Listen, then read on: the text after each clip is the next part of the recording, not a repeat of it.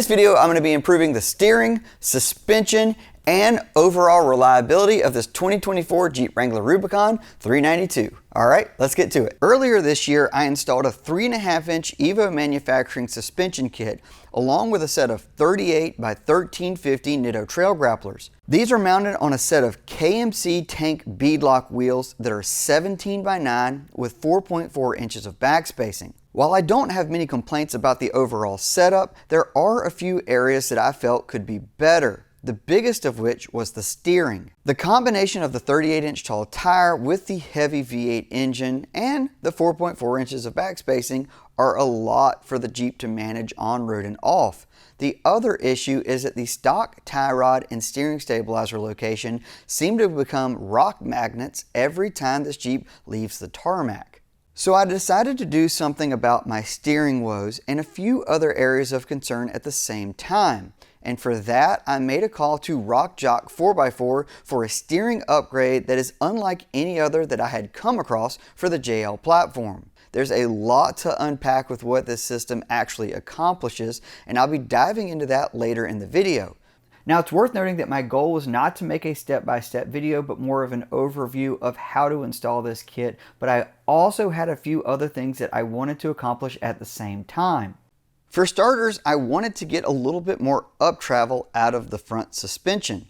The Evo manufacturing 3.5-inch lift comes with 2.5-inch tall bump stops. Given that the 392 already has 2-inch longer bump stop towers from the factory, that gave the Jeep around 4.5 inches of total bump, which I found was leaving a little bit of up travel on the table. So when I ordered the steering kit, I also ordered a set of 1-inch bump stops from Jock as well. While most conventional high steer kits would actually require more bump to prevent the drag link from hitting the frame, the Jock kit uses a forged drag link to make it where you only need 1 inch of additional bump on the 392 Wrangler to run their steering system. I'll circle back to this later and how this actually works out under the Jeep. Once those were installed, I could move on to the bigger meat and potatoes, which was tearing down the front end. This meant removing my track bar, steering bars, brakes, and in my case, the axle shafts. This is because I wouldn't be reusing the stock axle shafts as my confidence in them was wearing thin with the 38s. So I opted to take this time to install a set of infinitely stronger CV style shafts from RCV Performance. I've done a full video install on the RCVs in the past, and I'll put a link on the screen now for those interested in the full breakdown on why these are so much stronger and how to install them on specifically a 392 Wrangler. One of the biggest benefits of this kit are the fact that you do have these iron steering knuckles. For those with aluminum steering knuckles, this is a huge strength upgrade.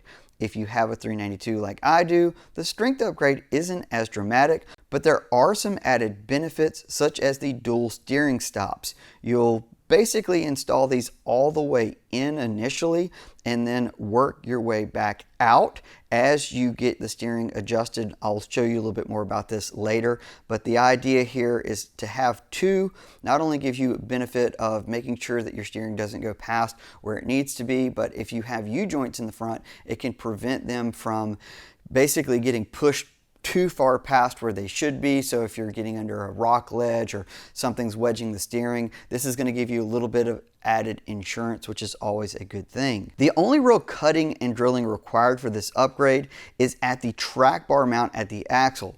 Using the provided template, you'll need to drill out a hole at the bottom of the stock track bar mount, as this will be the home for your new steering stabilizer. There's also a small part of the old track bar bracket that can interfere with the new one. Using a flat disc, I made a few passes and easily made the space necessary, then touched everything up with paint. One thing that is worth noting is that before I tore the Jeep down, I took a few initial measurements, specifically the tracking, ride height, and toe.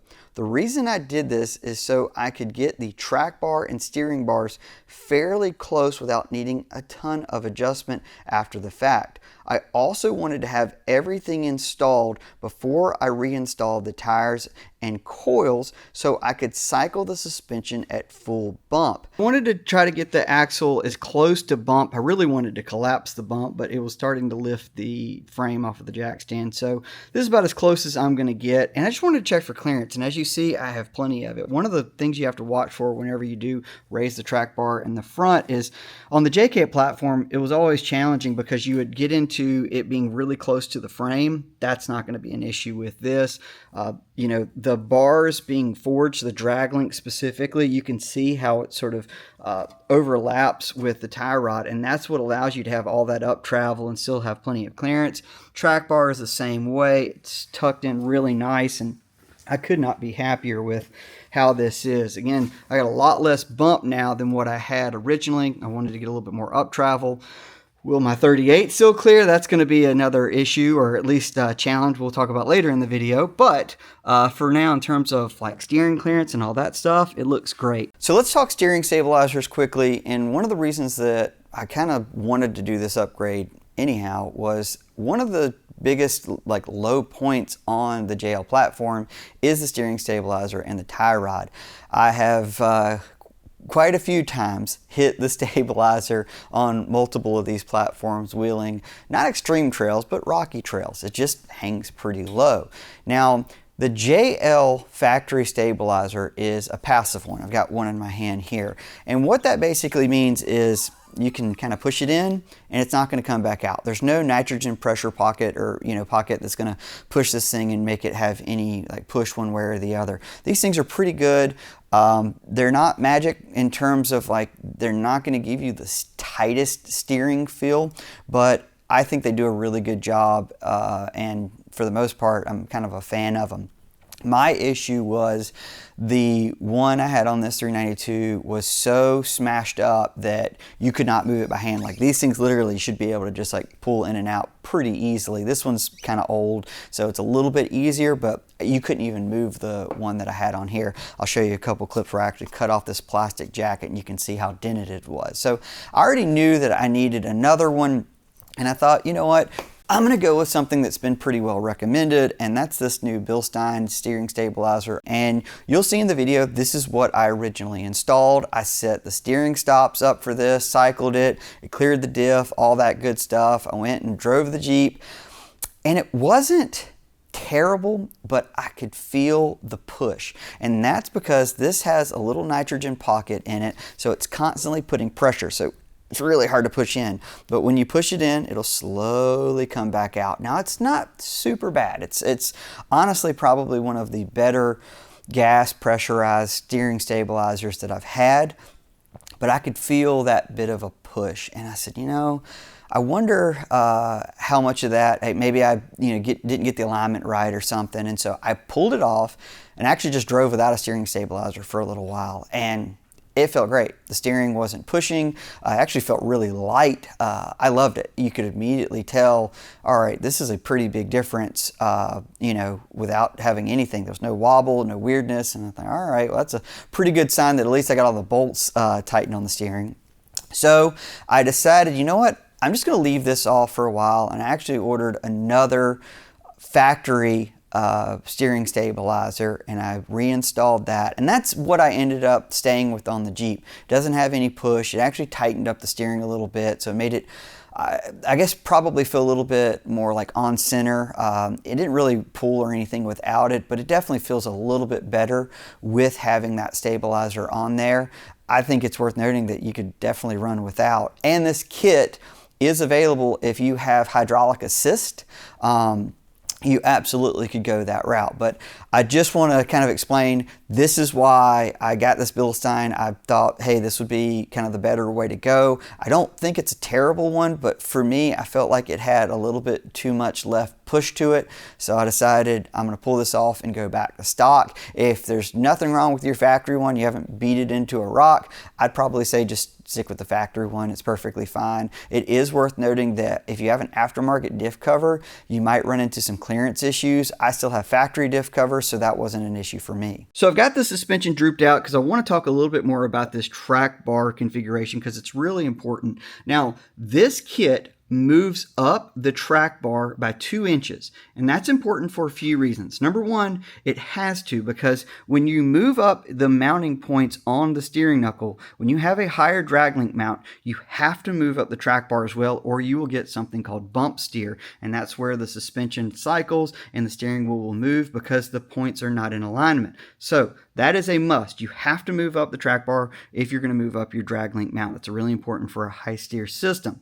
They did a great job with that, no complaints. The other benefit of this is when you move up the track bar, what you are doing is increasing the roll center. When you move this bar up, your pivot point for your suspension moves up as well. That's all a good thing. That's going to increase the stability of your suspension both on road and off. You are increasing the roll center by moving this bar. One of the things that this ultimately equates to is better steering, and it's not only because you've got this higher mount, but another thing that's really important to talk about, and it's harder to see here, but I'll put in some more clips of this thing actually driving, is this raised point on the drag link here actually reduces the angle at which it's putting pressure on the pitman arm. And that's very important because when you start to side load the pitman arm, your pitman arm basically becomes a weak link, and you don't want to have a ton of leverage on that sector shaft coming in at an angle as it starts to put a lot of pressure on that gearbox bushing, and that can actually be it's a very common failure in the JK and the TJ. You don't see it as much with the JL, but I know it's one of those things where if you can reduce that, it's going to make that a little bit more, I guess, let's say reliable. But also having that reduced angle means you're going to have a bit more steering leverage because it's going to have a bit of a flatter bar, straighter line from across, so it's going to be able to push these 38s a bit easier. Okay, so let's talk about the big differences, how this thing made the vehicle drive, both on-road and off. Now, I want to go into on-road quickly because there's not as much to talk about on-road, which is a good thing. The big difference I think you'll feel, at least I did for on-road, was low-speed driving. So those turning into the parking lots and maneuvering at low speed, the steering feels a lot lighter. It feels a little bit faster to respond, and definitely an improvement. On the highway, just going straight down the interstate, not really a drastic difference between kind of before and after. So it feels about the same, which is fine. It's not overly heavy, not overly light, just, you know, interstate cruising. It's easy to drive. It's not pulling, no weird wander. So I'm very, I guess, happy with that. Really nothing to change. What you really feel in terms of overall differences is when you're doing more curvy roads and things like that, there's less effort and there's less like kind of pitch out of the vehicle. So it feels really stable and flat when you're taking, you know, those like mountain roads and things like that. That's where I feel like I could notice a bigger difference, is the Jeep just feels like it's a little bit faster to respond when you're doing like curvy roads. It still has about the same weight, but it just feels better. It just feels like it's a tighter steering system. So that on-road part, very good. In terms of off-road, I really feel like that's really what this kit is intended for, and that's kind of what I was hoping, that it would solve some of my problems of my bonehead driving, you know, pile driving the stabilizer and tie rod into rocks. And in my experience, it did just that. You know, I've taken this thing out a few times with the kids and by myself, and I've been on the same trails that I really do quite frequently that's close to me and haven't had a single issue. I've actually hit the bumper, hit the frame horn, hit the gas tank skid, but have not hit the tie rod or stabilizer since doing this swap. So I would say that's a pretty big benefit. You know, you're moving up that tie rod almost 3 inches. It's 2 3/4 inches, and that's a lot. I mean, think about adding a 3-inch lift to your vehicle. You're adding a 3-inch lift to where your tie rod is. That's a lot of clearance. And I do think that it's actually very effective for, you know, the rocky trails that I've been on, and I'm not hitting anything. So in terms of clearance, absolutely that made a difference. But in terms of drivability, that was my biggest surprise. So I typically run around 11 PSI in the front and anywhere between 8 to 10 in the rear, depending on where I'm at for this tire configuration. And these trail grapplers, they grip, especially when you have these things aired down. You got a really big footprint, and I love this tire. It works great, but you've got to have a good steering system to be able to navigate with this heavy V8, especially once the front end is locked. And what I will tell you, it is an absolute improvement over factory for what I have now in terms of how well it steers off-road and how much more leverage I feel like, especially when the suspension's really twisted up and the front axle's like locked.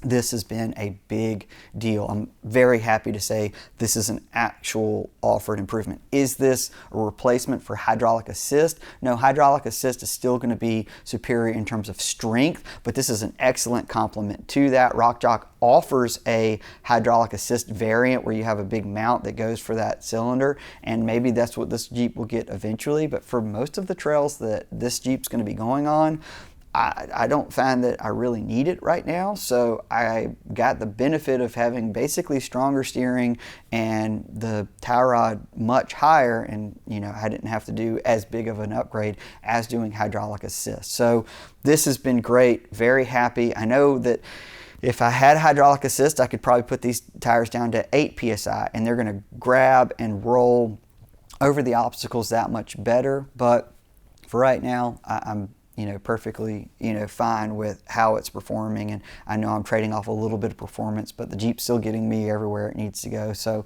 in that world, it's perfectly fine. Now, I do want to address the fact that I do have more up travel, and I'm sure some of you have some questions about that. Hey, did you rub now that you only have a 1-inch bump stop? And what I'll tell you is, yes, it rubs a bit on the inner fender, but not enough to really do any damage and make me want to say, oh, I need to go split the flare now. You got to remember, the 2-inch bump stop tower that's 2 inches longer from factory, and that 1-inch bump means I really have 3 inches of bump up front. And I've tested that in the past with a 38, and it works. It's just you have to manage like how much rubbing bothers you. I don't hear the plastic rubbing. I can just see the little marks on it on the inner fender after I do a bigger cycle. But the coil's not going into coil bind. Having that extra 1.5 inches of up travel over what I originally had, I think is a benefit. I think you can feel that off road. Up travel is a game of inches, and if you can have more inches, it's just going to ride and perform that much better. So I'm very happy I did that. I knew it was a little bit of a gamble on is this thing going to rub, but hasn't been an issue. As you can see from the clips, it cycles and flexes just fine. This thing rides fantastic. Really don't have any complaints about this Evo suspension. I'll take the kids a lot off-roading, and you can usually have a good litmus test about like how over the kids are wheeling if the Jeep doesn't ride really well or is not tuned very well. And the kids, other than wanting to get out and chase Labubus and drive RC cars, are pretty happy with just like riding in it, looking out the window and four-wheeling. So I think that's a really good testament for this is just a really comfortable and kind of well-performing machine. So very happy overall. Like I say, RCVs, that's just good insurance for me. I just feel better about them with running a 38. And like I say, you can go back to that older video I did kind of explaining why they're a good investment and all that stuff. They're around $1,500. And the steering system, you're going to spend a little over $2,000 on just to kind of get you caught up with numbers. So none of this is like a dirt cheap upgrade, but it's still cheaper than a hydraulic assist upgrade. It's still doing a lot of things in that it's basically improving your suspension by upping your roll center. It's making your steering system feel better. It's getting a lot of the stuff up out of harm's way. So you're getting a lot for your money when you're going with something like this. And that's just my opinion on it. I'm happy with this upgrade. And like I say, I did everything here in this little garage. Nothing was overly complicated, and you don't really need a ton of specialty tools. So that's all a good thing. If you guys got any questions about this, just drop them in the comments. If you want to see some stuff that I'm working on behind the scenes, you can check me out on all social media at Ollie Mansour Editor. As always, I appreciate you guys watching, and I hope to see you on the trail. Take care.